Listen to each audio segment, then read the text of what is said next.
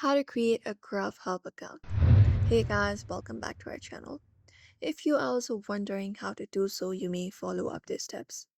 So first of all, you may head over and go over to Grubhub, either the application or the website, and you may look out for the sign in or sign up page option within your screen. Tap on it and you will be taken to a page where you can follow up the process in order to sign in or create an account.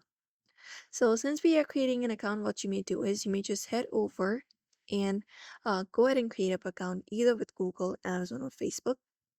If you have already created with those, you can easily sign in. But if the account is not created, you can continue with this process. Or you can basically go ahead and start with email. You can just go ahead and type in your email address in this section. After that, continue with the process and head over to another step. And then you may just go ahead and create up a password in the next step. So in this password section, you may just go ahead and type in a password for your account. After that, tap on the sign in option on your screen and head over to another step. And then there you go. You can see your account has already been created. Here you will be finding your home page. You can find search, offers, and different options within the application.